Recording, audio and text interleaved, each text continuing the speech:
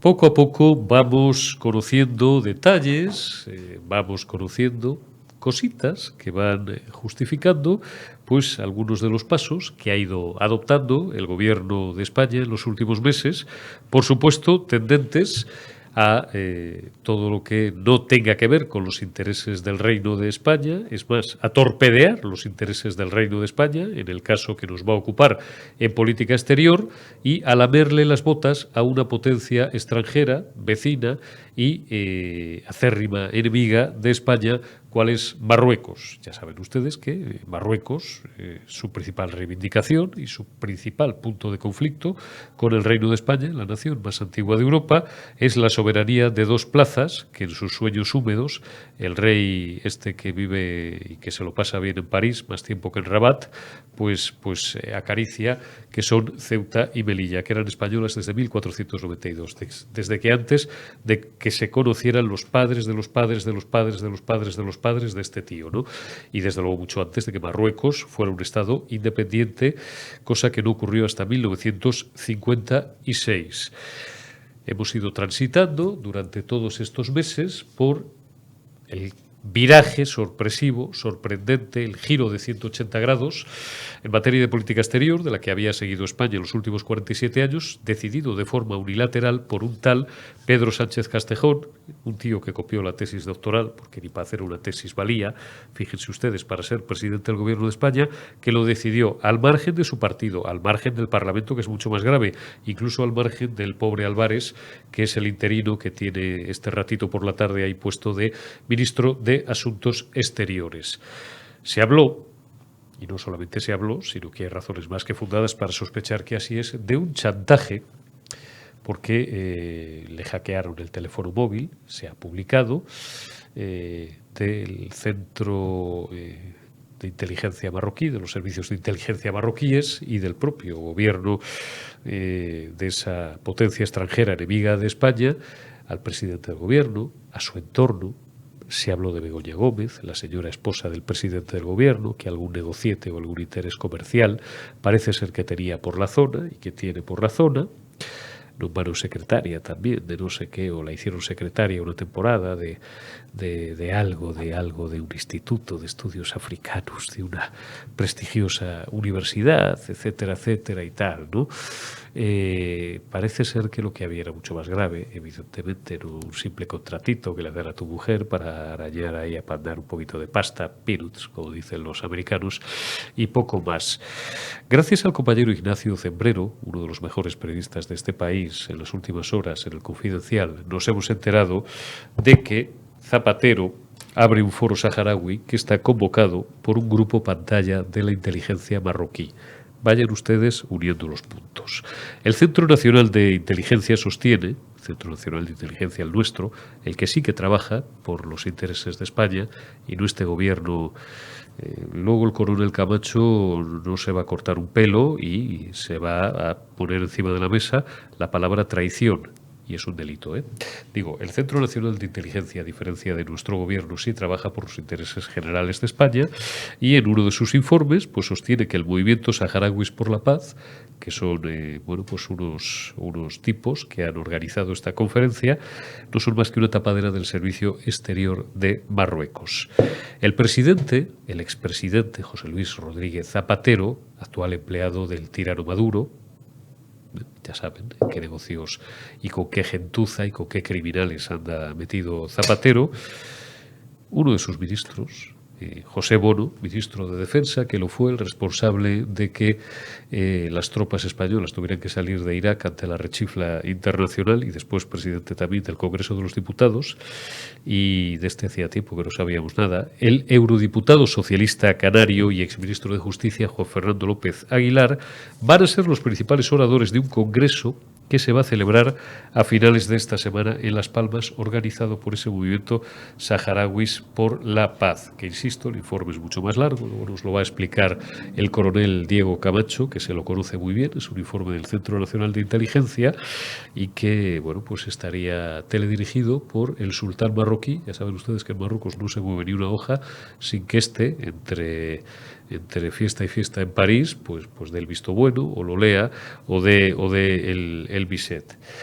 Bueno, pues, ¿qué les voy a decir del cambio tan sorpresivo de la política exterior decidido unilateralmente por el presidente del gobierno y que no solamente nos ha fastidiado a nosotros en plena crisis energética, en plena guerra entre Ucrania y Rusia, sino que ha fastidiado también a buena parte de los países de la zona euro? ¿Qué les voy a decir de la tradicional posición del Partido Socialista? Hay una muy buena de Bono, que está, luego la comentaremos con Camacho. Bono, ya saben, ese tío fiable, ese político riguroso, ese prohombre, ese tipo que no se deja mecer en función del vaivén y del último viento que sopla, ese tipo en absoluto populista y que por encima de todo, por encima por supuesto de su interés personal y de su patrimonio personal y de sus intereses económicos, coloca el interés de España, ese tal José Bono, que, no en vano, insisto, fue ministro del Centro de Defensa, responsable del Centro Nacional de Inteligencia y presidente del Congreso, decía en el año 2001, cuando era presidente de Castilla-La Mancha, lo siguiente: el rey de Marruecos habla de su hermano, el rey de España, y aquello está dominado por mafias en el norte de Marruecos que envían a personas estafadas. Habría que dejar de hablar de tanta hermandad y de tan buenas relaciones con un reino que no es democracia ni puede tener el nivel ni la consideración de un país amigo, seguía diciendo Bono, hace más de 20 años, porque es una dictadura encubierta por un poder personal de una monarquía que debería estar en un museo arqueológico. Joder, 20 años, como en el tango no es nada, pero es mucho tiempo. ¿Qué golpe se habrá dado en la cabeza Bono? ¿De qué caballo se habrá caído, como Pablo de Tarso, para haber variado tan rápidamente de idea sobre el régimen de Marruecos y sobre el rey de Marruecos? ¿Qué le habrán ofrecido? Pues no sé. Dinero estoy seguro de que no, ¿eh? Dinero no, porque a los socialistas, y esto, yo no soy socialista, lo sabéis, pero lo que más odia un socialista es el dinero, sobre todo el dinero ajeno. Esto, vamos, me juego yo, y no los pierdo, creo. No creo que le hayan ofrecido dinero.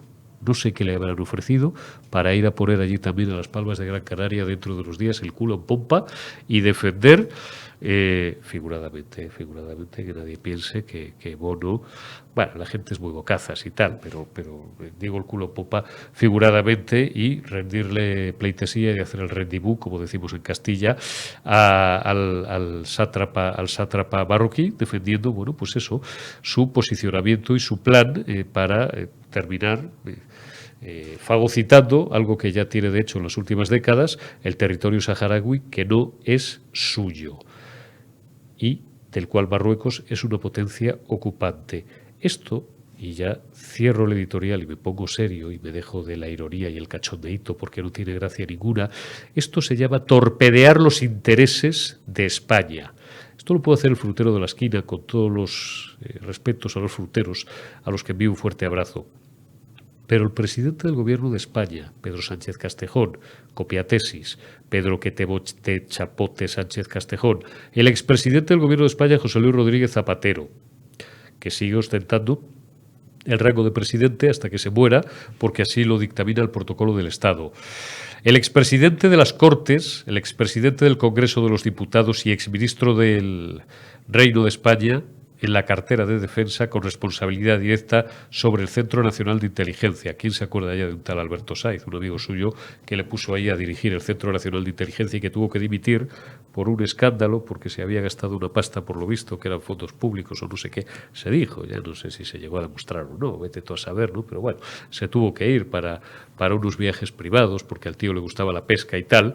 Juan Fernando López Aguilar, que sigue siendo eurodiputado a día de hoy y que me dicen que preside ahí, ahora todo lo llaman lobby, a lo mejor no es un lobby, pero es un grupito, bueno, que digamos que se encarga un poco, entre otras muchas cosas, de ser simpático en Bruselas y en Estrasburgo con los intereses marroquíes. Hay María Antonia Trujillo, que ha debido de probar las maravillas de los frutos de los jardines marroquíes, y últimamente anda diciendo por ahí, anda repitiendo que Ceuta y Melilla son marroquíes y se las tendremos que acabar dando.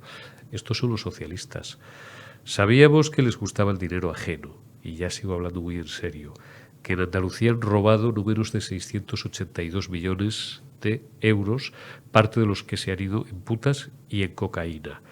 Sabíamos se dijo de algunos socialistas, pues que habían organizado una banda criminal que asesinó a 27 españoles y que se llamaba Grupos Antiterroristas de Liberación, aparte de depredar los fondos reservados o buena parte de ellos. Por tanto, ahí tienen ya socialistas que roban y socialistas que matan.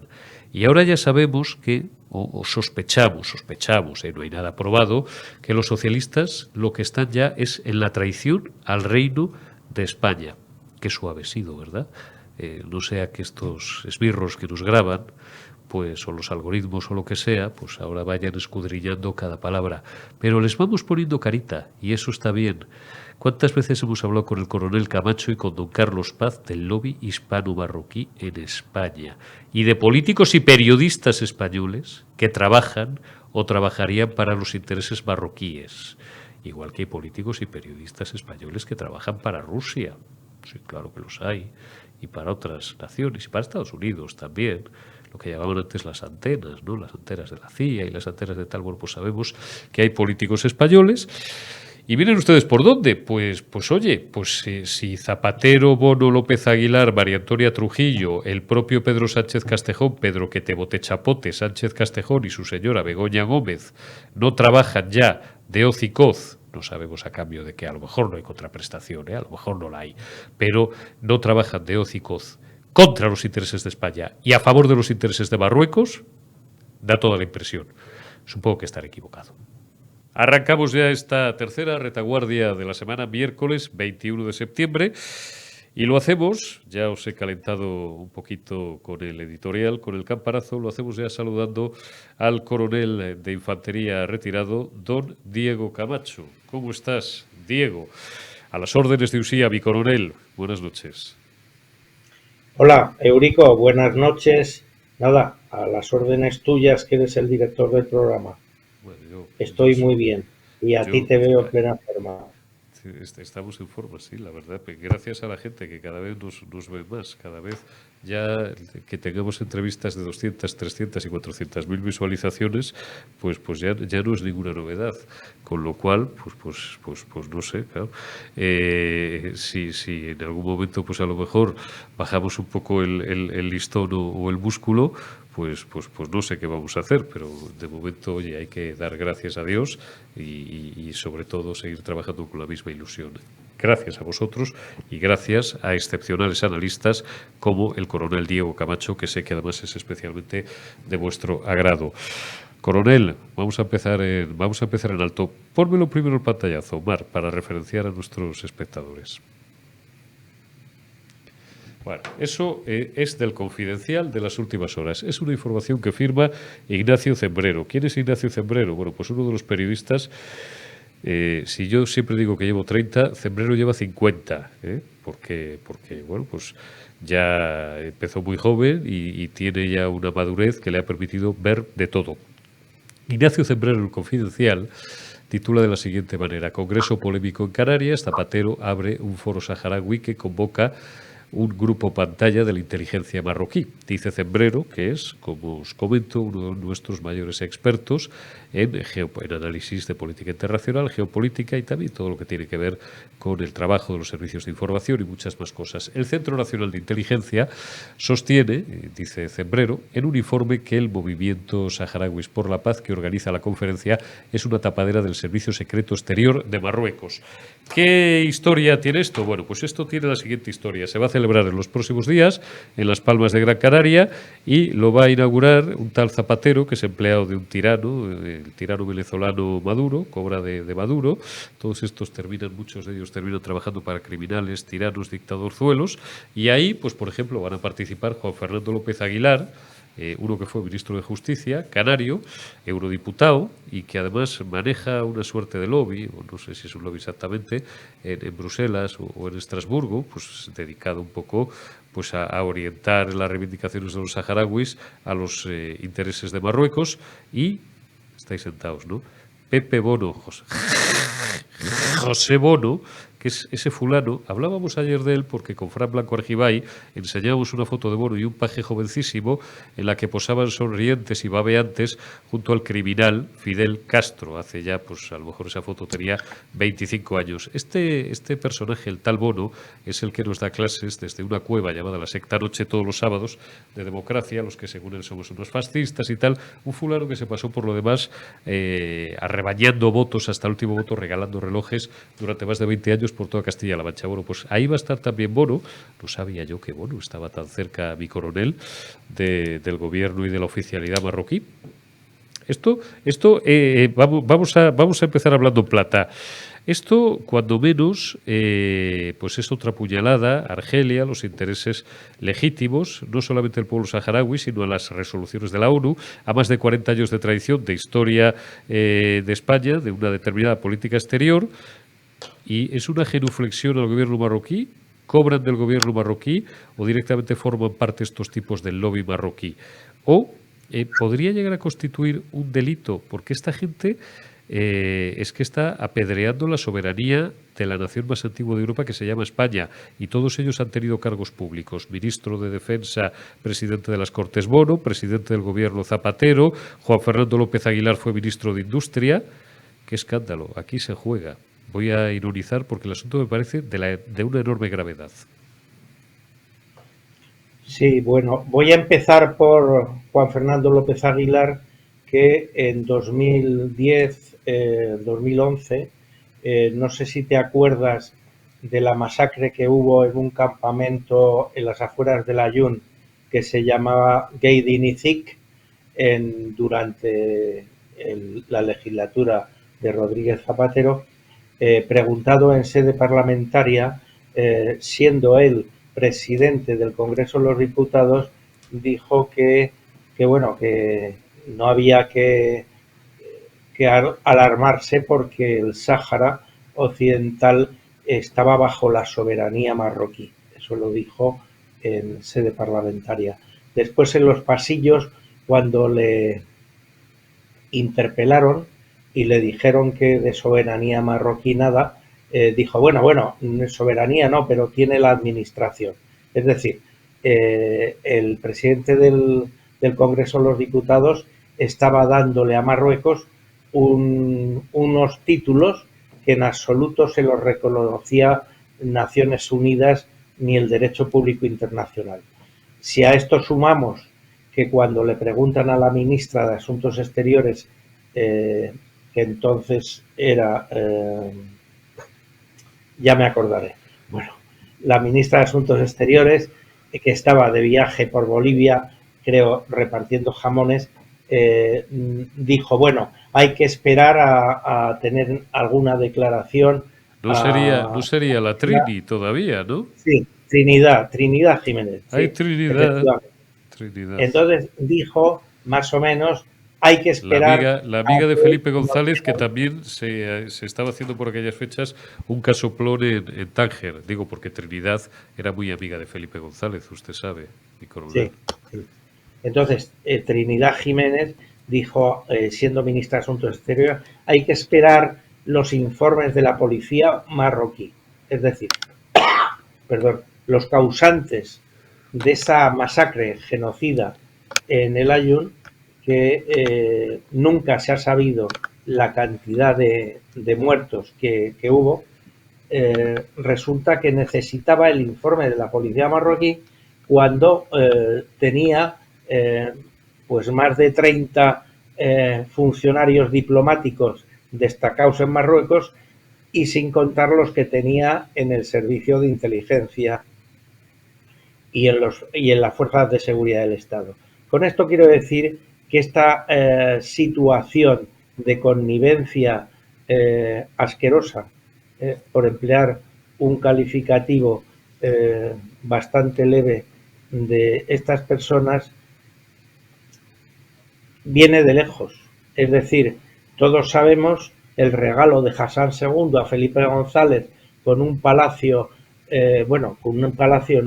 con un casoplón muy grande y muy bueno al lado de su palacio en Tánger.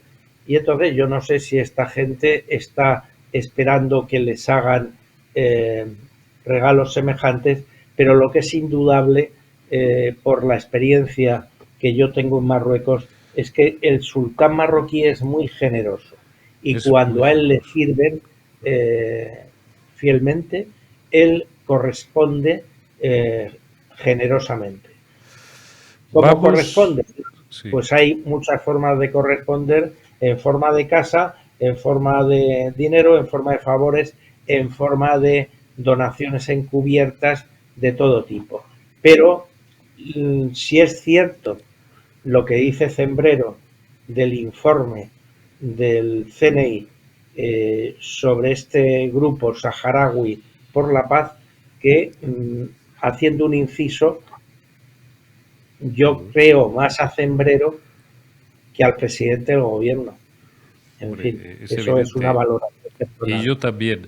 El movimiento Saharauis por la Paz es un movimiento pantalla de la inteligencia exterior de Marruecos, según ese exhaustivo informe al que se refiere el coronel Camacho del Centro Nacional de Inteligencia. Y entre sus dirigentes pues figura Fadel Breika, cuyos únicos ingresos, dice Zembrero, entre comillas, proceden de la Dirección General de Estudios y Documentación. Bueno, ya solo el nombre acojona, porque a mí me recuerda a otros tiempos, al SECEZ, el Servicio Secreto Exterior marroquí que dirige Yassin Mansouri, compañero de colegio de Mohamed VI. Más cositas. El presidente, Pedro Sánchez, recuerden, abandonó el pasado 14 de mayo la aparente neutralidad que observaba desde que hacía 47 años estalló la Primera Guerra del Sáhara, en una carta remitida al rey Mohamed VI de Marruecos y que, bueno, pues este desveló el 18 de marzo. El presidente del gobierno se alineaba con la posición marroquí en términos incluso más contundentes que la diplomacia alemana o francesa. ¿Recuerda usted aquella carta en la que Pedro Sánchez se bajaba los pantalones primero y los calzoncillos después, y después se daba la vuelta, se ponía en posición mirando a, no sé si mirando a Cuenca o mirando a la Meca, y le decía: Mohamed, me entrego a ti por entero? ¿Puede tener todo que ver? ¿Estamos ante el lobby socialista hispano-marroquí? Estamos, porque ya lo ha dejado usted caer, presuponiendo que todo esto, estos fulanos, se la suda el interés de España y obran a título personal esperando regalías del sultán marroquí. Esto, si no está aprobado, pero, hombre, si es un pato, nada como un pato, va por el río y dice cuá, cuá, pues, y lleva plumas, pues todo parece apuntar en esa dirección, mi coronel.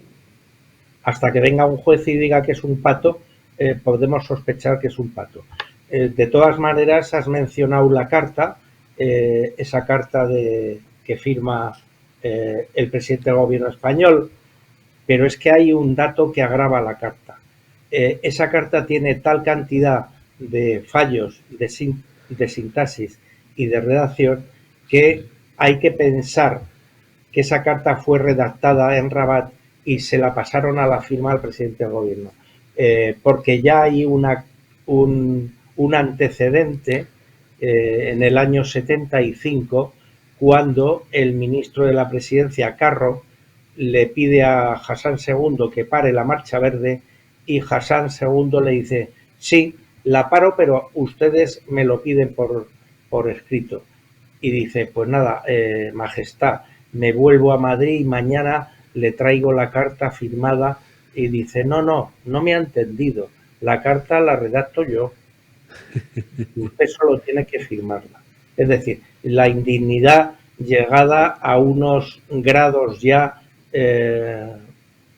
superlativos, en el sentido que ni siquiera en el caso de Carro y en el caso actual de Pedro Sánchez tienen la capacidad de emplear el lenguaje diplomático, por lo menos que salvaguarde algún mueble. No, ni siquiera eso.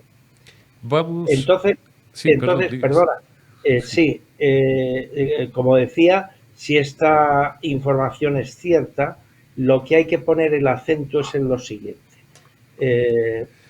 Este informe, en caso de existir, en caso de existir, es conocido por Moncloa, es conocido por el presidente del gobierno y es conocido por la ministra de Defensa y por el ministro de la Presidencia. Y no se monta una parafernalia como la que ha montado ZP, que está en íntimo contacto con Moncloa, y María Antonia Trujillo y toda esta gente, que desconocieran esos extremos. Eso es impensable. Si ese informe existe, estos señores han dado el paso sabiendo que ese informe existe y que esos saharauis por la paz son la tapadera del servicio secreto marroquí. Entonces, Román Paladino, a ver si se me entiende, estos señores están actuando en favor de una potencia extranjera, evidentemente sin pasar por el Parlamento español, con el visto bueno del gobierno español, y entonces bajo el concepto que yo tengo del servicio al Estado, estos señores están vulnerando lo que es la lealtad a la nación que les paga, que les acoge y a la que han jurado prometer o han prometido o jurado lealtad al coger su cargo cuando lo cogieron o en la actualidad. O sea, me parece que sobrepasa el escándalo. Esto, si pasa en un país como Estados Unidos, Francia o Italia, un poquito rápidamente procesados y fuera de sus partidos, y una crisis de gobierno de tamaño natural. Porque, vamos, el antecedente lo tenemos con la intervención de la ministra de la Vivienda de Zapatero, esta señora Antonia Trujillo, que se permitió decir que bueno, que realmente Marruecos y España deberían ser un solo país. Así terminó su disertación.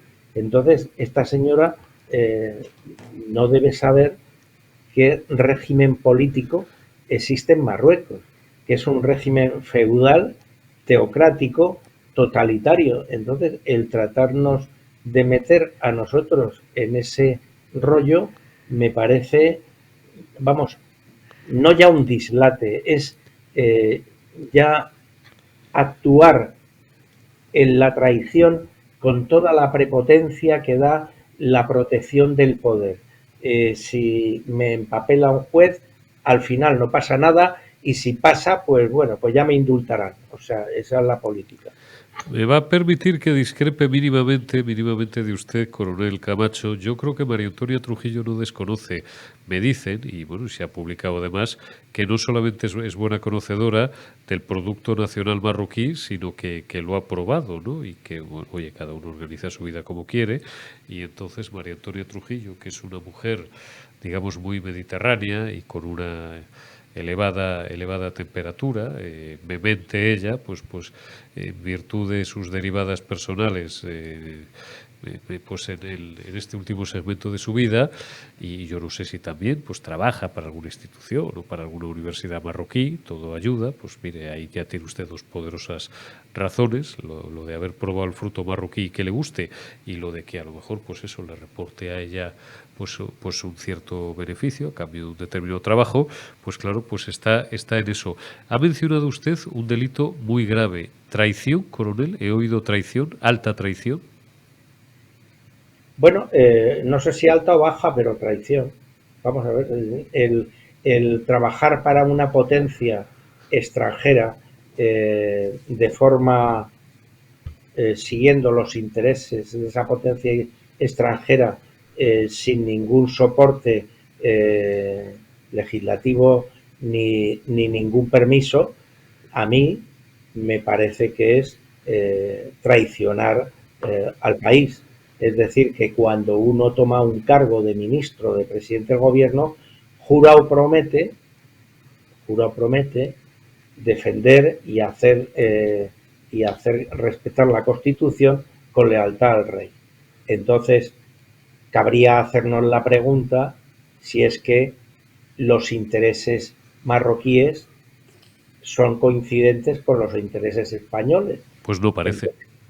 Entonces, podemos hacernos esa pregunta, pero todo lo que estamos observando desde fuera no lo parece y no lo es, porque realmente España no ha renunciado ni a sus plazas de soberanía en África, no ha renunciado a sus aguas territoriales, no ha renunciado a su soberanía sobre Canarias, y entonces el estar ejerciendo una labor en favor de un concepto de autonomía del Sáhara Occidental es un dislate, un error y para mí una traición. ¿Por qué? Porque el Sáhara Occidental, que está ocupado por Marruecos, Marruecos no lo ocupa en base a la legalidad internacional o en base a que sea un territorio suyo. Marruecos ha invadido el Sáhara ante la huida de España, el abandono vergonzoso y vergonzante de España. Con la ayuda de Estados Unidos y Francia y con la huida de España, con la huida de España como tú apuntas. Entonces, el Sáhara Occidental es un territorio, según Naciones Unidas, pendiente de descolonizar. Entonces, desde el momento en que se va España del Sáhara Occidental y lo ocupa Marruecos, Marruecos lo ocupa como potencia colonizadora, es decir, que está en contra de todas las resoluciones de la ONU que dan el derecho de autodeterminación de los pueblos a aquellos territorios que hayan sido colonizados por otras potencias. Y entonces aquí lo que ha pasado es que una potencia ocupante ha sido sustituida por otra potencia ocupante con una diferencia, a sangre y fuego, ¿vale? Porque el gobierno español, desde el año que yo estuve destinado en la embajada en Rabat, sabe perfectamente, estoy hablando de los años 89-90, sabe perfectamente el genocidio que el gobierno marroquí ha ejercido sobre la población saharaui. En 1990 ya había más de 500 personas que habían sido arrojadas al Atlántico desde helicóptero o enterradas vivas en Calviva. Y eso lo sabe el gobierno español, y eso lo sabía el señor López Aguilar y la señora ministra de Asuntos Exteriores, y ahí siguen, o sea, presumiendo de progresismo político. Bueno, pues eso no es progresismo, eso es ir en contra de la legalidad internacional y además ir en contra de las resoluciones de la ONU. Marruecos, repito, es un país invasor del Sáhara, es un país neocolonizador, no tiene la soberanía y por lo tanto no puede conceder una autonomía. Es decir, no está ahí con un título de propiedad del territorio, por lo tanto no le puede conceder nada porque no le pertenece.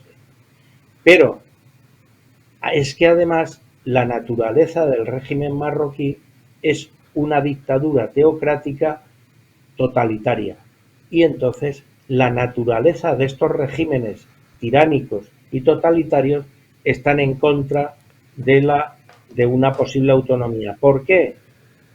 Porque perderían la baraca, perderían el sentido del poder que les ha llevado a mantenerlo. Es decir, va contra la propia naturaleza de un régimen tiránico el conceder autonomía. Pero, insisto, es que no se la puede dar porque ese territorio no le pertenece, por mucho que lo diga el expresidente Trump y por mucho que con los pantalones por los tobillos lo haya reconocido como la mejor solución del gobierno español. Esto encima, además, nos ha colocado en una situación de desprestigio como nación brutal, porque el desprestigio no le va ni a Marruecos, ni a Francia, ni a Estados Unidos. El desprestigio cae sobre España por su cobardía, por no haber sido capaz de articular un proceso de autodeterminación que era su obligación como país metrópoli, como país colonizador o como país último que estaba controlando ese territorio. Cosa que a estos figuras se la rasca. Le voy a plantear, coronel Camacho, una distopía, una situación que estoy absolutamente convencido de que jamás se va a producir. Casi una película medio camino entre la ciencia ficción y el terror geopolítico. Pero, no sé, le doy la idea a algún guionista de alguna de estas plataformas, siempre algunas de ellas dispuestas a seguir echando mierda sobre la historia de España. Usted imagínese un escenario, por supuesto, distópico, en el que, bueno, pues llegaran unos agentes de una potencia extranjera, pues, no sé, podía ser Marruecos, y a individuos, como no voy a pronunciar nombres, pues voy serpenteando, voy cruzando el río, la canción, a individuos pues, de un pelaje y de una calaña parecida a los que estamos viendo y que tuvieran capacidad de decidir y de entregar la soberanía de Ceuta y Melilla pues, a un país imaginario y les pusieran a cada uno un maletín de 3.000 millones de euros en varias cuentas en paraísos fiscales. Gentes de esa calaña, oiga, si nuestro Señor Jesucristo estuvo a punto de ceder a la tentación del diablo, pues este tipo de políticos podrían ceder. Es una distopía, seguro que es una subnormalidad que se me acaba de ocurrir a mí, que hoy he dormido pocas horas. Bueno, no se ha llegado al punto ese todavía, pero vamos a ver, la actuación de los lobbies en un país extranjero actúa como una mancha de aceite. Es decir, si tú vas echando el aceite poco a poco sobre una superficie, se va extendiendo. Pues lo mismo. Entonces, en España, esta situación del lobby pro-marroquí era pequeñito en la década de los 70, ha ido creciendo y a base de corrupciones varias y a base de hacer entrar en el negocio del dinero a más gente, pues se ha ido haciendo más poderoso. Tú mira, por ejemplo, el caso de Unidas Podemos, que tiene en su programa como partido, tiene y reconoce el derecho de autodeterminación del pueblo saharaui y siempre ha defendido en público este derecho. Sin embargo, en su órgano de difusión, en el periódico que tiene La Última Hora, está al frente una persona que se llama Dina Brusselham, que tuvo una relación, digamos, profesional y eran amigos y tal, porque Pablo le guardaba el teléfono móvil, según parece. Sí, y vamos. Y había fotos y también rollos así privados de ellos. Fue estudiante de Pablo Iglesias y entonces, bueno, pues ya conoces el tema del robo del teléfono y esta señora cambió su declaración para no implicar al líder de Unidas Podemos y sin embargo, después de cambiar esa declaración, el líder de Unidas Podemos la nombró directora de La Última Hora. Y esta señora, en su día, estuvo en París y fue nombrada secretaria adjunta general de un partido que fundaba el principal amigo de Mohamed VI. Entonces, claro, sería muy interesante ahora con esta movida de estos políticos del PSOE de la época de Zapatero, saber qué opinión tiene el partido en minoría de la coalición referente a toda esta acción bajo la égida del servicio secreto marroquí que están haciendo estos comandados por Moncloa. Pues no creo usted que sea tan complicado. Mire, no tengo yo mucho suelto con unas cuantas como esta es suficiente. Si Judas fue capaz de vender a nuestro Señor Jesucristo por 40 monedas de plata, 30, ¿no? Eran 30 las monedas. Pues qué sé yo, estos que serían. Esto, yo no digo que esto vaya a ser así ni que haya sido así, pero que el hombre pues y la mujer pues son imperfectos y son tentables, valga el palabra. Fíjese si poderoso caballero es don Dinero, y no quiero robarle muchos más minutos. Le voy a leer simplemente para su regocijo, mi coronel, unas declaraciones que hacía un tal José Bono, Colby Pepe, el que iba regalando relojes cuando pedía los votos en Castilla-La Mancha, que así duró más de 20 años el pájaro, y cuya foto ayer con el dictador criminal asesino Fidel Castro y de un García Paje jovencísimo mostrábamos, por cortesía de mi querido Fran Blanco Argibay, que está en todo el hombre, y cuando llevamos ya unos cuantos años conservamos un buen archivo. Bueno, pues este tipo, que luego nos da lecciones desde la cueva de la secta noche de Libertad y Democracia, decía Bono, cuando era presidente de Castilla-La Mancha, el 21 de agosto de 2001 a la cadena COPE. El rey de Marruecos habla de su hermano, el rey de España, pero aquello está contaminado por mafias en el norte de Marruecos que envían aquí, decía Bono, ese tipo tan populista, a personas que son estafadas. Continuaba diciendo el pájaro este, que luego fue presidente del Congreso y ministro de Defensa, al que le tocó firmar la retirada, por cierto, de las tropas españolas de Irak, que fueron acompañadas por soldados de otras nacionalidades, polacos y norteamericanos, que nos iban haciendo la gallina. Gracias, Bono, por contribuir a la humillación de España, ¿no? Habría que dejar de hablar de tanta hermandad y de tan buenas relaciones con un rey que no es... perdónenme, el aire acondicionado, que no es democracia ni puede tener el nivel ni la consideración de un país amigo, porque es una dictadura encubierta por un poder personal de una monarquía que debería estar en un museo arqueológico. Coño, y 20 años después va a poner allí el culo en pompa. ¿Qué habrá pasado ahí?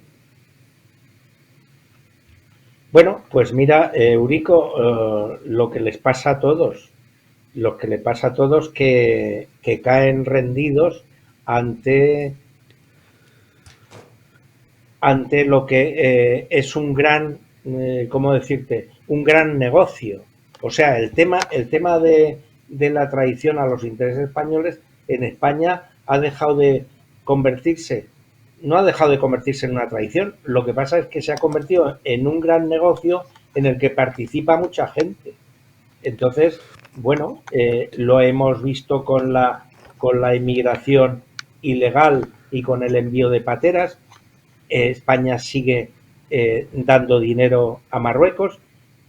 Nos han invadido Ceuta con niños, con más de 10.000 niños, y al día siguiente España les ha librado, me parece que eran 30 millones de euros y cosas de estas. Es decir, la corrupción y la entrega de los intereses españoles en favor de los intereses marroquíes es una cosa que está generalizada en las esferas del poder.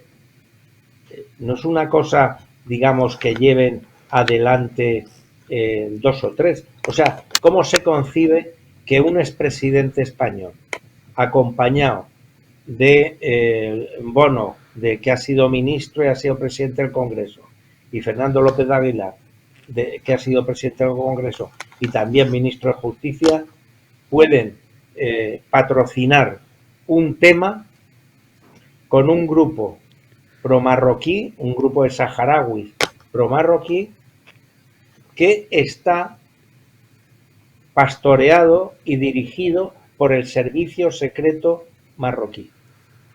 Pues bueno, pues porque tendrán una buena razón para hacerlo, claro. Claro, solamente eso se puede hacer cuando el verdadero poder político que reside en la Moncloa en estos momentos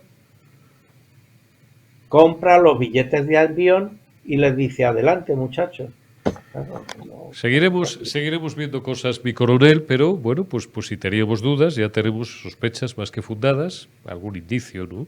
De quiénes son las caritas, los jetas, más que caritas, los jetas de Cemento Arbao, de los dirigentes socialistas y exdirigentes socialistas que, oiga, pues alguien podría suponer que yo esto no lo afirmo ni tal, porque no tengo suficiente información, pero podría suponer que forma parte de una suerte de lobby hispano-marroquí que, a cambio de lo que sea, está dispuesto a malbaratar y a vender, incluso como ha sugerido el coronel Camacho, a traicionar los intereses de el Reino de España, lo cual en cualquier otro país les pondría no en la puta calle de sus cargos, muy cerca de Soto del Real.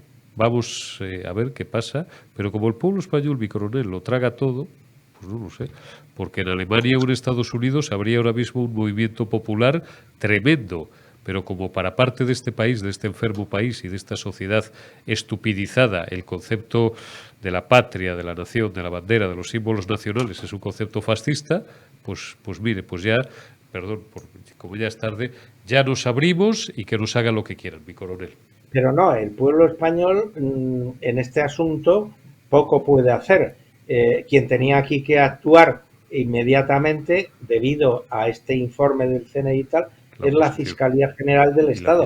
Y ya verás tú cómo, si la Fiscalía General del Estado actúa contra ti o contra mí. Pero no lo creo, porque que se revise bien la grabación, hemos pesado y hemos medido cada palabra. Si la Fiscalía está en manos del amigo de Lola, que es el que, como le duele la espalda, aunque ahora ha pedido otra vez que la den un puesto de fiscal de sala en no sé dónde y tal, pues entonces me imagino que la llamará por la mañana, la otra desde la cama o desde donde esté, porque le duele la espalda, pues le dará las instrucciones pertinentes, o sea que es como si Lola siguiera siendo fiscal general del Estado. Sí, la Fiscalía debería de actuar y la oposición también. Como mínimo, Vox y el Partido Popular, no sé si sigue existiendo Ciudadanos, deberían de instar a la comparecencia inmediata del presidente del Gobierno. Dejamos para otro día, mi coronel, porque llevamos ya mucho rato, el asunto de Begoña y el perfil de Begoña en LinkedIn no se recatan. Tiene una jeta y una cara de cemento armado que les llega hasta el sótano 5. Se ofrece a la mujer del presidente del Gobierno, LinkedIn, como intermediaria para ayudar a las empresas a que hagan la transición ecológica a una normativa y a un andamiaje legal nuevo, cuyo máximo responsable es el presidente, su marido. Toma nísperos Mariana, que son para la marrana. Una frase solamente, mi coronel. Este es el país que tenemos, o sea, y aquí no pasa nada. Tráfico de influencias, Eurico, en grado superlativo. Bueno, pues nada, el pueblo español a votar, a callar, a pagar y a tragar. Mi coronel, don Diego Camacho, que ha sido como siempre un placer el haber compartido estos minutos contigo. Cuídate, esperamos, como siempre lo son, que nuestra conversación, nuestra entrevista y las opiniones, siempre valientes, pero vamos, descarnadas, y el análisis que ha puesto encima de la mesa el coronel Diego Camacho sea de vuestro agrado. Te envío un abrazo y hasta la próxima. Cuídate, amigo. Hasta luego, Eurico. Continuamos el relato informativo en esta retaguardia de este miércoles 21 de septiembre y lo hacemos ya saludando a César Sinde. Don César, ¿cómo estamos? Muy buenas noches. Muy buenas noches, de Eurico, un placer. Un placer, el placer ya sabe que es nuestro siempre. Placer y agradecimiento por esos minutos que generosamente todos los brillantes analistas de la retaguardia de la segunda dosis de Periodista Digital tienen a bien regalarnos cada semana. Me ha parecido muy bien, don César, y lo comentábamos antes usted y yo a micrófono cerrado cuando preparábamos esta entrevista, pues en vez de empezar en negativo, lamentablemente, que es como solemos empezar la mayor parte de las ocasiones, con un gobierno pues que pacta con etarras, con criminales, con nostálgicos de criminales, con golpistas y con gentuza de la peor calaña, vamos a empezar en positivo, hombre. Ayer hablaba yo con el doctor Lacalle, don Daniel Lacalle, largo y tendido, pues acerca de la política fiscal de Madrid, por ejemplo. Madrid, como todo el mundo sabe, salvo los sectarios y 4 indocumentados y 4 desinformados, Madrid es la comunidad autónoma cuya presión fiscal es menor a la del resto de comunidades de España, del Estado español, como dicen algunos, y sin embargo en la que más se recauda. No solo eso, Madrid es una comunidad autónoma donde el ciudadano madrileño, más de 6 millones, se sienten gobernados. ¿Por qué se sienten gobernados? Pues porque aquí Ayuso y todo su brillante equipo, Lasqueti, Osorio, Ruiz Escudero, otros que no son consejeros, Miguel Ángel Rodríguez, gente extraordinariamente válida, extraordinarios gestores, extraordinarios políticos, pues no están en la tontería, en el tuit, en el insulto, en el barro y en la descalificación fácil, sino en gobernar. Entonces, le propongo, don César, vamos a escuchar calentitos, recién salidos del horno, algunas de las declaraciones, algunos de los anuncios que ha hecho hoy Isabel Díaz Ayuso, que, insisto, se dedica a lo que importa a los ciudadanos, a gobernar. La primera: van a recurrir la Comunidad de Madrid ese decreto infame del Gobierno acerca de política energética. Escuchamos a Isabel Díaz Ayuso y lo comentamos. Entre ellos destaco la orden que ha dado el Consejo de Gobierno a nuestros servicios jurídicos para presentar el recurso de inconstitucionalidad ante el Tribunal Constitucional la próxima semana por el decreto energético que puso en marcha el Gobierno este verano. Consideramos que es un decreto que se ha presentado de forma arbitraria, autoritaria y, sobre todo, que atenta contra los comercios y demás establecimientos públicos en un momento muy difícil para todos ellos, que invade competencias sin justificación, sobre todo lo hace en materia de comercio y sanidad y sin haber razones de urgencia. Ahí lo tiene, don César, báilelo. Y que se fastidien los socialcomunistas cuando los gobernantes son despóticos, inicuos y se pasan la ley por el forro de sus caprichos, pues en políticos y en gobernantes, como Isabel Díaz Ayuso, encuentran la horma de su zapato. Así es, y es que este decreto energético de Pedro Sánchez, entre otras muchas cosas, viola la legislación autonómica y el principio de competencia normativa, según el cual determinadas competencias están transferidas a las comunidades autónomas y en Madrid, Madrid y el resto de autonomías, la competencia de comercio está transferida a la regulación en torno a los aspectos comerciales. En Madrid, desde hace ya 15 años, si no me falla la memoria, tenemos libertad de horarios comerciales. Es decir, eso significa que cada comercio abre o no abre los días y las horas que quiera o que no quiera. Por tanto, los comercios que libremente deciden abrir a partir de las 10 de la noche, con el decreto soviético de Pedro Sánchez, no pueden tener encendidos los escaparates, lo cual es absurdo porque el comercio además es que está abierto. Pero es que aunque no estuviera abierto, hay muchísimas calles, sobre todo de Madrid ciudad, que pasa muchísima gente, aunque sea más allá de las 10 de la noche, porque son calles céntricas, porque son calles con mucha vida, a altas horas, incluso a las 11:30, a las 12 de la madrugada, está pasando gente y a muchos comerciantes les resulta rentable, les sale a cuenta tener los escaparates encendidos para que la gente que pasa por allí vea nuevos productos o servicios que pueden poner, que ofrecen a sus clientes y, por tanto, eso les puede reportar ventas cuando el comercio está abierto. Un caso muy específico, por ejemplo, de por qué se necesita tener los escaparates encendidos más allá de las 10 de la noche. Pues, por ejemplo, una inmobiliaria que tiene esos cuadraditos con los carteles de los anuncios de pisos que están en venta o en alquiler. Pues hay mucha gente que pasa más tarde de las 10 de la noche, que está buscando piso y que una de las cosas que mira son precisamente esos carteles. Ya sé que es un ejemplo muy concreto y muy específico, pero eso da buena cuenta de la improvisación de la medida del decreto de Pedro Sánchez, porque no tiene en cuenta las especificidades de todo tipo de negocios que están a pie de calle con escaparates y no tiene en cuenta lo que decía antes, que Madrid tiene liberalizados los horarios comerciales y que, por tanto, más allá de las 10 de la noche, muchos comercios están abiertos y, estando abiertos, también tienen que tener cerrados los escaparates. Bueno, pues eso es un ejemplo más de la chapuza legal que hizo el gobierno de Sánchez y, por tanto, es un argumento más que sobrado para ese recurso que va a presentar de inconstitucionalidad la Comunidad de Madrid, por no hablar de esa instalación de puertas de apertura y cierre automatizadas. Oiga, ¿y el coste de eso quién lo asume? Para variar, porque aquí el señor Sánchez toma medidas que dice que tienen respaldo técnico cuando no lo tienen y cuando encima son absolutamente inútiles, y no solamente eso, sino que son contraproducentes para la libertad comercial, para la actividad económica, para la generación de empleo y para respaldar, ya que no se puede ayudar a todos los comerciantes que están teniendo dificultades, por lo menos dejemos de molestarles con regulaciones absurdas, con normativas injustas y que encima les encarecen sus costes. ¿Qué menos que no molestar, ya que no es posible ayudar? Está claro. Segunda declaración que vamos a escuchar en la noche de hoy de Isabel Díaz Ayuso.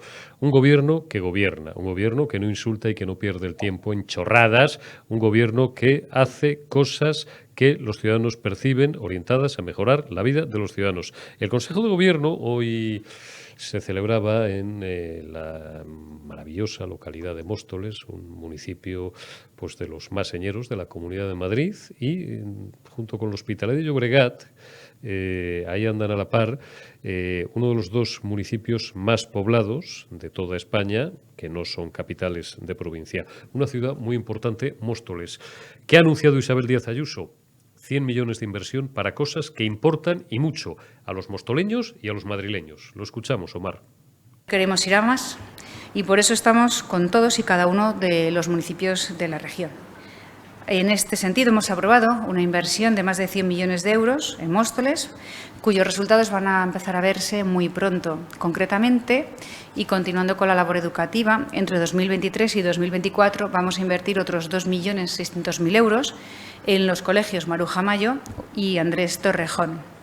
Por otra parte, vamos a abordar la licitación de un nuevo centro de salud que se realizará en 2023, una infraestructura sanitaria situada en el PAU 4, en la que invertiremos más de 5 millones de euros y que ofrecerá a los mostoleños que viven en el sur 8 nuevas consultas de medicina de familia, 8 de pediatría, 8 de enfermería y servicios de ecografía, de preparación al parto o de fisioterapia.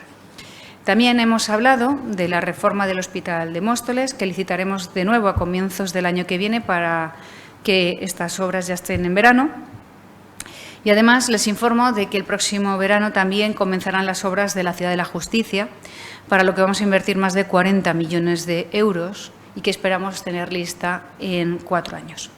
El objetivo es concentrar los 24 juzgados existentes, además de tener espacio para 8 de reserva. Qué mala es Ayuso, don César. Esto, cada vez que Ayuso abre la boca, cada semana y en cada Consejo de Gobierno anuncia 18 medidas enfocadas a mejorar la vida de los ciudadanos. Muere un gatito en algún cuartel general socialcomunista y a la MEMA, a la médica y madre, le da ahí una arritmia cardíaca. Sí, yo es que estaba recordando, por ejemplo, que en Cataluña solamente en mantener las mal llamadas embajadas en el extranjero, es decir, oficinas pagadas con el dinero de todos los españoles para promover la independencia, el Gobierno regional de Cataluña se gasta 900 millones de euros en ese macro chiringuito. En Madrid eso no lo tenemos.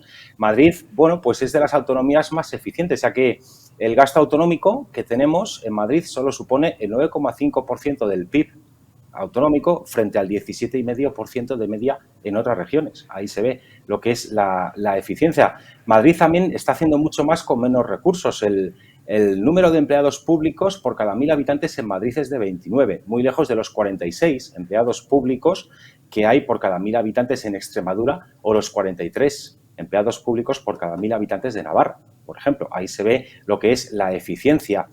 Bueno, y en cuanto a infraestructura, pues evidentemente tener unos gastos burocráticos tan bajos y una administración autonómica tan afinada o tan poco despilfarradora permite dedicar el dinero a lo que tú decías, a lo que es importante, pero no ya de ahora, sino desde hace muchísimos años, donde la infraestructura de transportes en Madrid ha crecido exponencialmente. La red de metro, por ejemplo, más de 300 kilómetros llega ya la red de metro, si no me falla la memoria, o la red sanitaria, tanto que están criticando en la actualidad determinados aspectos de gestión en la sanidad pública en Madrid, pues hay que recordar que ninguna otra autonomía de España, en lo que llevamos de democracia, ha hecho una ampliación de infraestructura sanitaria de la envergadura que lo ha hecho Madrid. Y eso es un hecho y no se puede discutir, porque en 2002, cuando la Comunidad de Madrid recibió las competencias de sanidad del Gobierno central, Madrid y el resto de autonomías, por cierto, de régimen común, recibieron la competencia de sanidad en el año 2002, en Madrid teníamos 26 hospitales públicos. En 2019 ya teníamos 38 hospitales públicos, es decir, 12 hospitales públicos más. Centros de salud en 2002 teníamos 324. Hoy tenemos 424, 100 centros de salud más en estos años. En quirófanos teníamos 349 en el año 2002, cuando recibimos la sanidad del Gobierno central. 349 quirófanos frente a 478 que tenemos en la actualidad, es decir, 129 quirófanos más. Y cuando se habla del personal sanitario, que es uno de los grandes mantras de la izquierda, de que en Madrid no hay médicos o no se contratan médicos o hay falta de médicos, pues hay que recordar, bueno, pues que el personal sanitario en su conjunto, médicos más enfermería, ha pasado de 63.000 personas en el año 2002 a 84.000 en el año 2018, que los médicos residentes han pasado de 3.000 a 4.200 en estos 16 años, que el personal de enfermería ha pasado de 21.900 a 24.312. Y así, con todos los parámetros en cuanto a la red sanitaria de Madrid, el número de urgencias que se atendían en la Comunidad de Madrid en el año 2002 era de 2,9 millones. Actualmente estamos atendiendo 4,7 millones de urgencias sanitarias. Esos son datos, eso es gestión, eso es dedicar el dinero a lo que hace falta. Y todo, además, con la fiscalidad más baja dentro de las autonomías de régimen común, eso también hay que recordar y es muy importante. Pero no solamente eso, es que, por ejemplo, en 2019 los madrileños pagaron en impuestos 84.400 millones de euros entre IRPF, IVA e impuestos especiales. Solo se quedaron en Madrid 19.000 millones de 84.000. El resto fue para contribuir a los servicios públicos de otras partes de España. Madrid aporta al Fondo de Solidaridad Interterritorial el 75% de ese fondo lo aporta Madrid. Como dice uno, que dicen, yo no lo sé, que está publicado por ahí, dicen de un tipo en concreto que si era hijo de un terrorista o de no sé qué, y que repite mucho una frase que es dato, mata, relato. Ajo y agua, porque como es una frase que utilizamos muchos y hijos de terroristas, pues conocemos muchos, pues por ahí verdes las vas a segar, colega, que sé que me graban tus esbirros o algunos de ellos. Dato, mata, relato. Y a tus acólitos, pues esto les llevan los demonios. Cada vez que tengo don César Sinde, cada vez que tengo el placer de contar con su presencia, no le dejo usted escapar sin que nos dé una lección magistral de esa gran filfa y ese gran bluff llamado coche eléctrico. Ponme primero un pantallazo del tweet line, creo que era de ayer o de anteayer, de don César Sinde, para ir entrando en situación. César Sinde, Twitter, la campaña de la izquierda para imponernos la bici y prohibir el coche no cesa. Bien, dice don César Sinde, veamos cuál de los dos vehículos protege en caso de golpe en ciudad y cuál no. Parece que el coche, parece sentido común, gana por goleada. Vamos a ver el vídeo.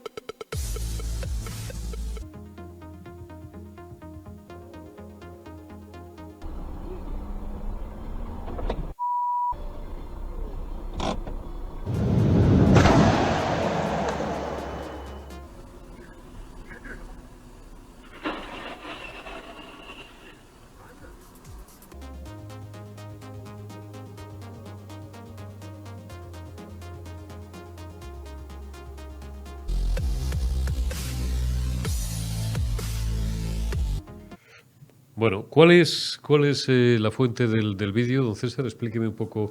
Esto entiendo que es algún tipo de campaña y nos va comentando. Pues simplemente es porque mañana jueves 22 de septiembre volvemos a tener que padecer la juerga de la izquierda contra el automóvil, en lo que ellos llaman el día sin coches. Todos los 22 de septiembre, por desgracia, tenemos que padecer esto. Y la izquierda, que se empeña en promover el uso de un medio que no tiene nada para protegerte en caso de impacto, como es la bicicleta, pues mañana asistiremos al festival de decir todo tipo de absurdeces en contra del uso del automóvil. Ese vídeo simplemente es, pues modestia aparte, un servidor se ha cogido con su ordenador en casa y ha cogido imágenes de Euroncap. Que lo has hecho tú, César. Perdona porque no te entendí bien cuando lo comentábamos ayer, pues te felicito. Te felicito sinceramente. Bueno, gracias. Simplemente y te agradezco que nos hayas dejado utilizarlo.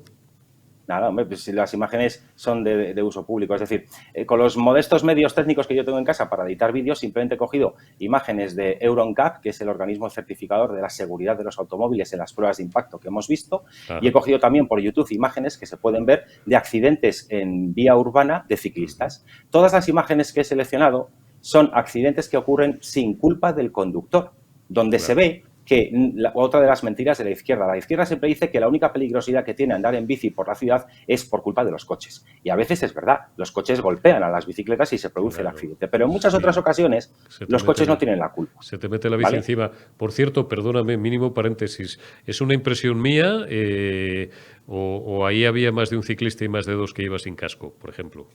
Sí, porque en algunas partes del mundo de donde están tomadas esas imágenes no es obligatorio llevar el casco al montar en bicicleta, pero lo que mucha gente desconoce en relación al casco es, vamos a ver, el casco ya sea de moto o de bici, en caso de impacto, lo que protege es tu cráneo, de que se te abra el cráneo, que te cause una fractura en el cráneo por el golpe. Pero hay otra parte que mucha gente desconoce del riesgo que supone ir en bici o en moto si te das un golpe en la cabeza, aunque lleves casco. Y es que, aunque el casco proteja tu cráneo en muchos golpes de fisuras o de roturas, la masa encefálica del cerebro que está dentro del cráneo, en un golpe, también se golpea.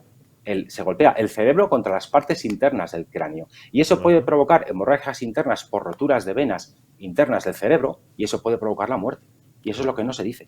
Por eso he seleccionado las imágenes en el vídeo donde se veían impactos, donde el maniquí que representa al conductor contra lo que impacta es contra un airbag, para frenar el golpe, para hacerlo mucho más suave y que no se produzcan lesiones internas derivadas de ese golpe. Eso, entre otras muchas cosas, cuando se va en bici no se tiene. Conclusión, el automóvil a velocidad de bici, que eso es la clave, porque la izquierda siempre argumenta, no, es que los accidentes en ciudad son culpa de que los coches golpean a las bicis. Y a veces ocurre, es cierto, pero otras veces no, como en las imágenes que hemos visto. Muchas veces son los ciclistas los que por impericia en el manejo de la bici o por cualquier otra circunstancia se van al suelo. Cuando se van al suelo, sin que sea culpa de ningún coche, además, te puedes golpear contra postes de señales, contra postes de farolas, contra bordillos, contra volardos, contra papeleras, contra un montón de elementos que yendo a 30 km/h te van a provocar lesiones graves. Eso es lo que no se dice de usar la bicicleta como elemento de transporte. Y ese es el peligro que tiene. Frente a eso, a velocidad de bici, es decir, a no más de 30 km/h, un golpe en coche es equivalente a salir ileso del mismo, de ese accidente, porque el coche tiene un montón de sistemas de protección que la bici no tiene. Y luego, por otra parte, cuando acusan al automóvil de los temas medioambientales o de la contaminación, hay que recordar que mañana será otro de los grandes hándicaps o de las grandes argumentaciones de la izquierda. Habrá que recordar que, según datos de la Agencia Europea del Medio Ambiente, el automóvil o el transporte por carretera en general, lo que incluye a camiones, furgonetas y otro tipo de vehículos, solamente es responsable del 13% de las emisiones contaminantes en ciudad. El 56% de las emisiones contaminantes son provocadas por las calefacciones de los edificios. ¿También tenemos que apagar la calefacción? ¿Y por qué ponen tanto énfasis en lo que provoca el 13% de las emisiones, que son los vehículos de combustión, y no dicen nada del 56% restante de las emisiones, que son los edificios, según datos de la Agencia Europea del Medio Ambiente? Y ya también, cuando hablan del día sin coches, yo me pregunto si también van a querer un día sin impuestos, porque los millones de conductores que hay en España, en 2021, que es el último año con datos completos disponible para consulta, en el año 2021 los conductores pagamos 34.500 millones de euros en impuestos al Estado. Los conductores soportamos, desde el momento en que compramos un automóvil, los conductores llegamos a soportar hasta 12 impuestos o tasas durante toda la vida útil del vehículo. 13 impuestos o tasas. El IVA de vehículos nuevos en 2021 fueron 3.800 millones de euros. El impuesto de matriculación, 418 millones de euros. El IVA al combustible en 2021 fueron 7.200 millones de euros. El impuesto especial al combustible fueron 13.179 millones de euros. El impuesto de circulación municipal, el impuesto que pagamos a los ayuntamientos todos los años, los 8.118 ayuntamientos que hay en España recaudaron en 2021 nada menos que 2.960 millones de euros en impuesto de circulación. Y podría seguir, pero por dar otros datos también más relevantes, cada vez que llevamos el coche al taller, eso genera un IVA por las piezas y la mano de obra para reparar o revisar nuestro automóvil, ¿verdad? Bueno, pues en 2021 resulta que fueron 4.494 millones de euros de recaudación de IVA de los talleres, cada vez que los conductores llevamos nuestro coche al taller. Y así otras figuras fiscales más que omito por no ser excesivamente pesado con el tema, pero que en total hacen que los conductores pagamos en 2021 34.592 millones de euros. Días sin coches día sin impuestos también, día sin seguridad al transportarte por ciudad, si así lo decides, claro. Y día en el que se le complica la vida a millones de personas que, además de pagar impuestos y de ir protegidos en su automóvil, es que necesitan usarlo. Claro. Claro, que es una cosa que los socialcomunistas, la mitad de los cuales tienen chofer, no entienden. Don César Sinde, como siempre, un placer compartir estos minutos contigo, amigo, compañero. Cuídate mucho y hasta la semana que viene. Un placer. Gracias, don Eurico. Hasta la semana que viene. Evocamos ya la recta final de esta retaguardia de este miércoles 21 de septiembre y lo hacemos saludando, dando la bienvenida a un invitado que se estrena esta noche en la retaguardia en Periodista Digital y al cual, pues con mucho gusto, incorporamos desde ya, desde esta misma noche, a nuestra escudería de analistas. Don David Castro, muy buenas noches. ¿Cómo estás, compañero? Don Eurico, un placer de formar parte de esta escudería ganadora. De esta escudería ganadora, gracias al 90% a los brillantes analistas. Yo aprendí hace muchísimos años, tú eres muy joven, pero sin duda lo recordarás, porque al igual que Josué eres un erudito, había un entrenador tristemente desaparecido muy joven, Antonio Díaz Miguel, que siempre hacía dos cosas. Una, copiar del mejor, no es ningún demérito, lo absurdo sería hacerlo del necio.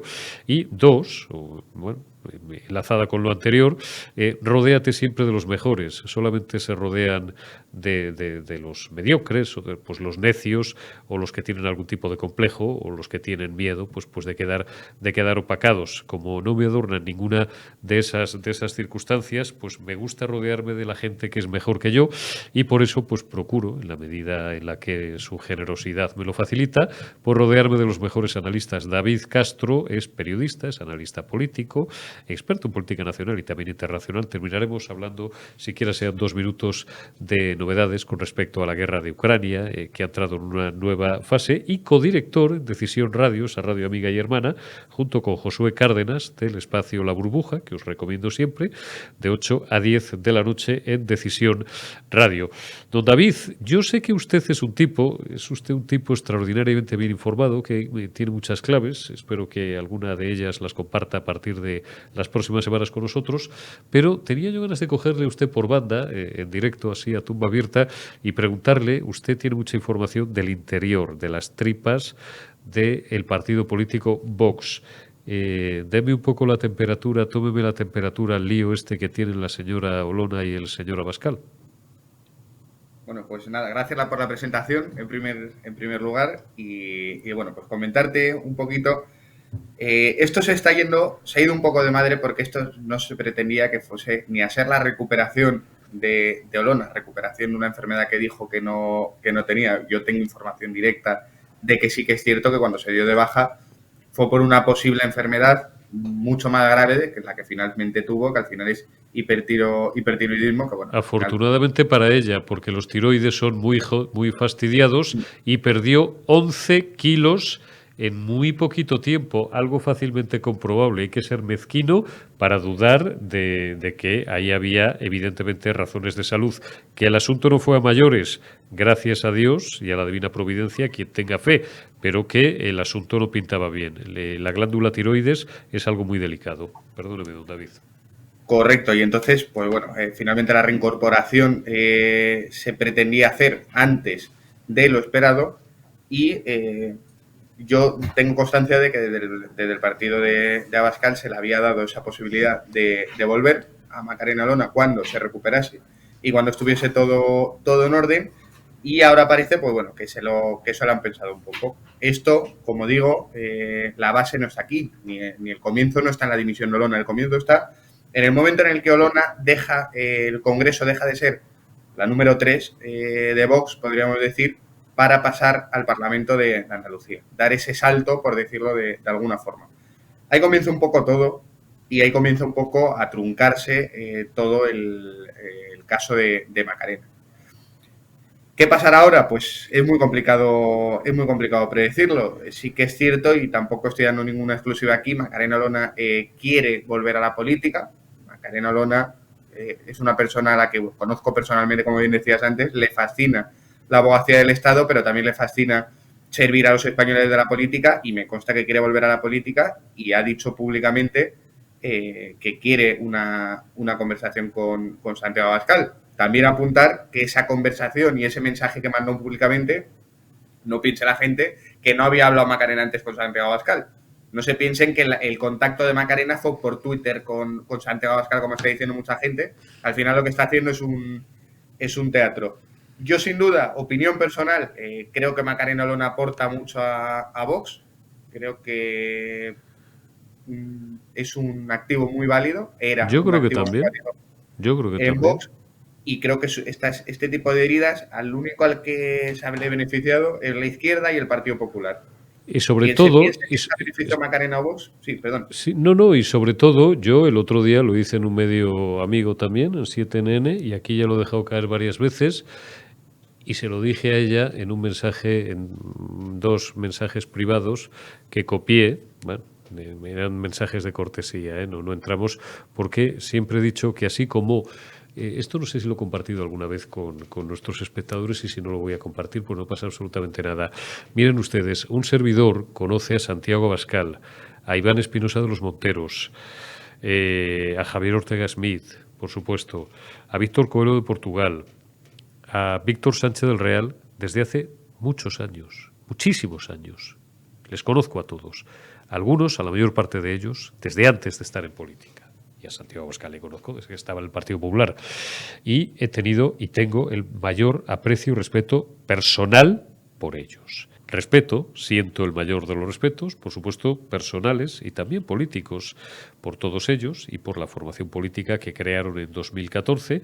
Es público y notorio que comparto bastantes cosas del ideario político de Vox y otras no.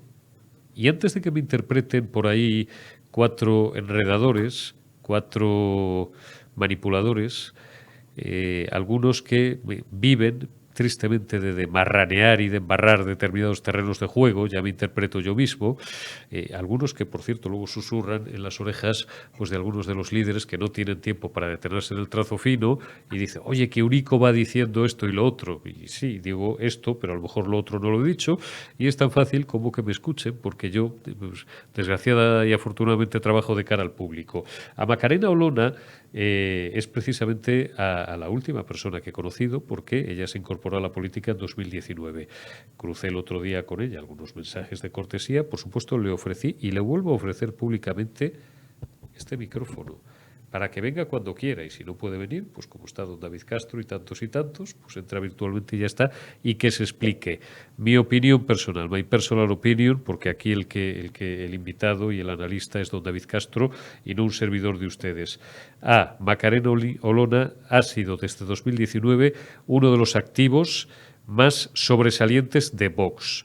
Ha sido uno de los 2-3 pilares de Vox, sin desmerecer a su líder, a Santiago Abascal, a Iván Espinosa de los Monteros, que es también un brillante parlamentario, al igual que Macarena Olona, además con una preparación técnica e intelectual fuera de serie. Iván Espinosa de los Monteros, E2, para quien no sea de Madrid, y CADE de toda la vida, y Macarena Olona, pues en fin, abogada del Estado y una gran abogada del Estado.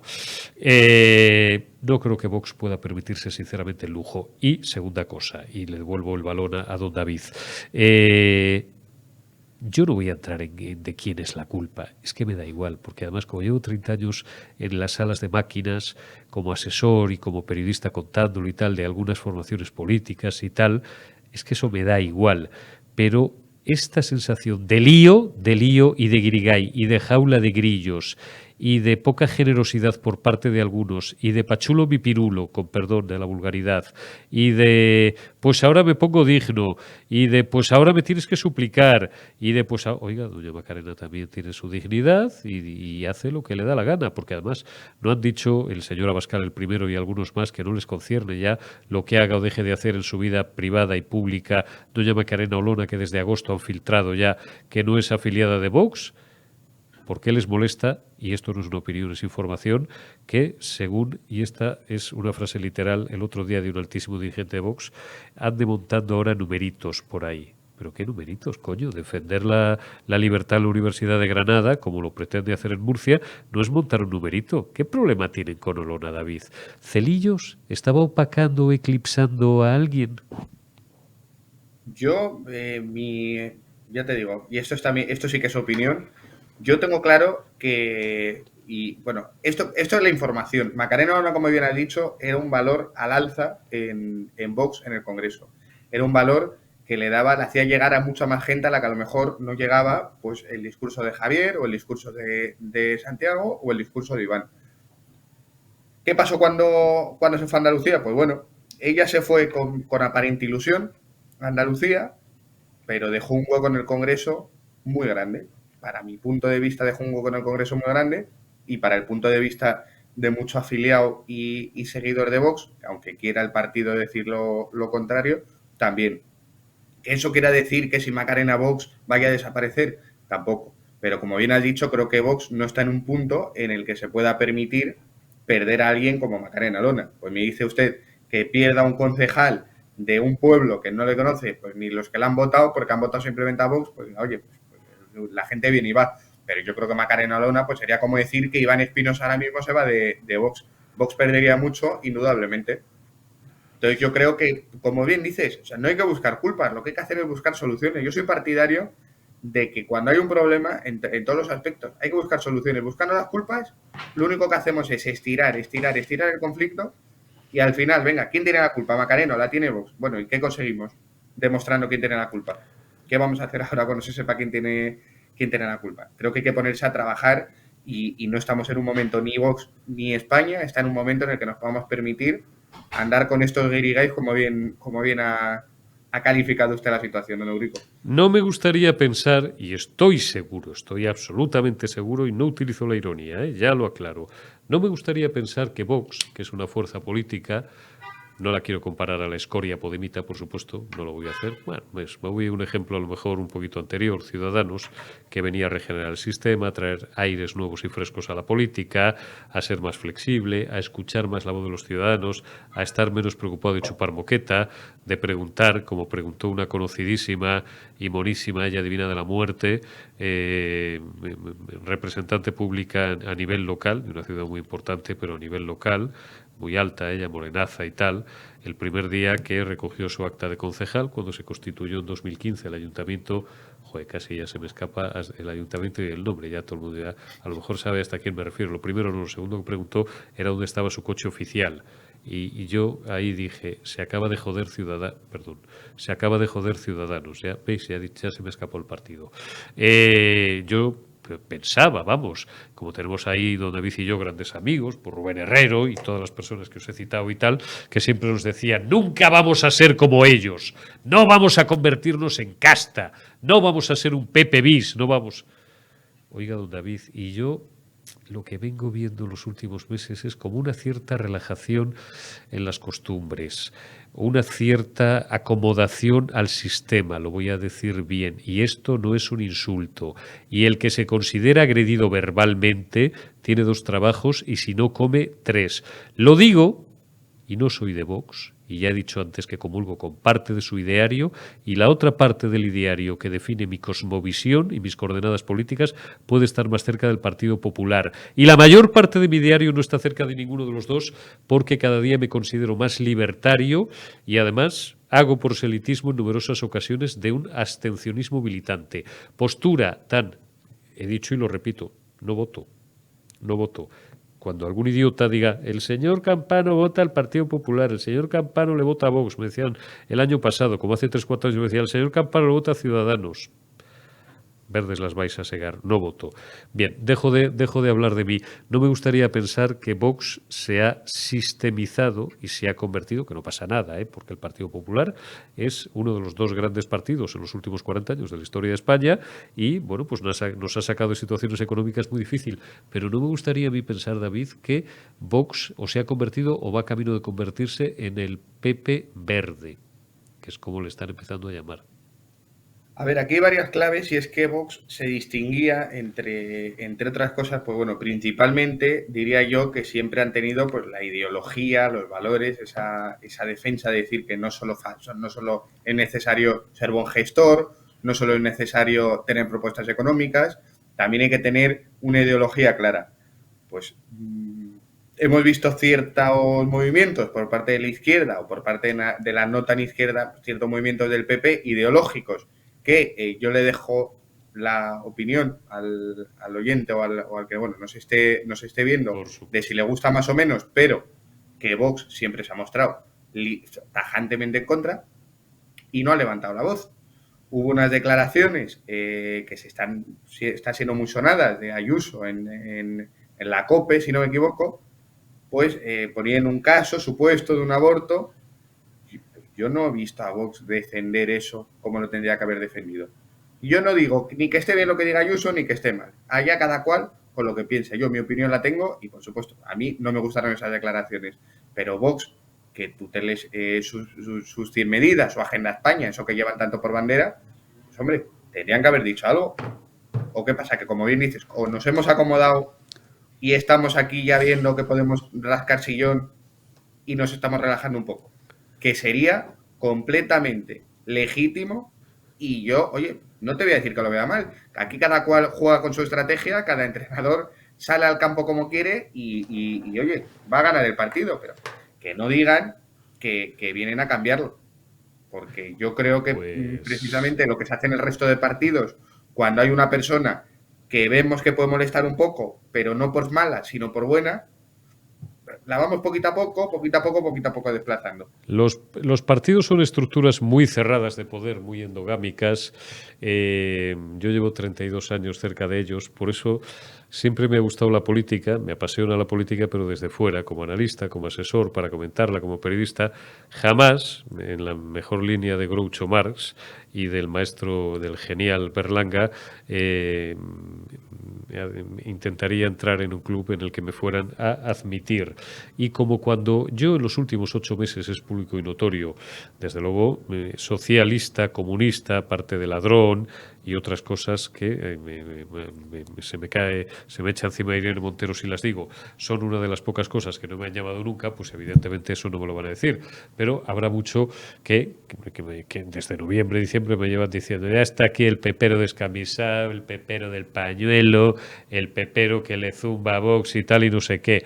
Bueno, igual que hace un año, hace 15 meses me decían que estaba echado al monte y que mis editoriales eran prácticamente el argumentario de Vox. Ladran, luego cabalgamos. Lo que quiero decir con esto es que, desde luego, don David Castro, si sois oyentes, que seguro que lo sois y si no os lo recomiendo, de La Burbuja y de Decisión Radio, García Isaac por las mañanas y Josué Cárdenas, que estará mañana con nosotros en la retaguardia, y David Castro por las noches, les podéis acusar de cualquier cosa menos de peperos. Y menos aún que de peperos, les podéis acusar de socialistas y de comunistas. No lo dice Úrico Campano, el pepero descamisado para 4 bocas que me moran por ahí, con todos los respetos a todas las opiniones. Atended a lo que dice David Castro. Atended a lo que dice David Castro. Y voy a decir algo más, y con esto ya otro día le prometo, la semana que viene hablamos de Rusia, don David, que nos hemos quedado sin tiempo, porque sabía yo que el tema de Vox nos iba a dar para mucho. Esto se lo he dicho históricamente hace años al Partido Popular, se lo dije a los de Ciudadanos en fecha más reciente, y ahora no se lo voy a decir a nadie de Vox, porque, vamos a decirlo así, digamos que tienen una idea muy concreta de cómo hay que hacer las cosas, que me parece muy bien, ¿eh? La suficiencia y la seguridad en uno mismo, eso siempre es de agradecer en política, ¿no? Pero aquí en la frase no es exactamente así, ya lo sé, no hace falta que me saque nadie a Cicerón ni a los clásicos grecolatinos. Pero aquí los dioses quieren perder, lo primero que les envían es la soberbia. Y a mí me la rasca la política y me da igual que Feijóo tenga 150 y Vox 70 o Feijóo tenga 90 y Vox 100. Me da lo mismo. Si yo lo que quiero es que estos miserables, estos desarrapaos y estos golfos apandadores se vayan de la Moncloa. Lo demás me da lo mismo. Pero, otro sí digo que, y a David Castro le pasa lo mismo porque es periodista y por tanto su función es analizar lo que le parece bien de estos y de los otros y lo que no le gusta, bueno, pues con el máximo respeto, pues evidenciarlo. Bien harían en recuperar un poquito de, no voy a decir humildad, que esto sería una chulería por mi parte, de prudencia, creo. Don David Castro, ha sido un auténtico placer el haberte tenido en esta retaguardia. Cuídate mucho. Creo que nos vemos mañana en La Burbuja, Decisión Radio, de 8 a 10. Ahí nos tenéis, al bueno de David Castro, al tío José Cárdenas y a un servidor de ustedes, con alguno más que haya por allí, algún camarada también o algún compañero de fatigas. Y la semana que viene, pues charlaremos de nuevo en la retaguardia. Un abrazo, David. Un abrazo. Muchas gracias. Hasta aquí ha llegado esta brújula intensa con muchísimo contenido, que ha durado un poco más de lo habitual, pero escuchar las opiniones, los análisis, las valoraciones y los juicios del coronel Camacho siempre no es que sea una delicia, es que además es obligado si alguien quiere realmente enterarse, no de lo que dicen los medios oficiales, sino de la verdad, del cuento, de lo que está ocurriendo entre bambalinas en este país nuestro, antes llamado España. Y también las valoraciones y los análisis absolutamente imprescindibles de César Sinde y David Castro. Así que ya no va más por hoy, ya está bien.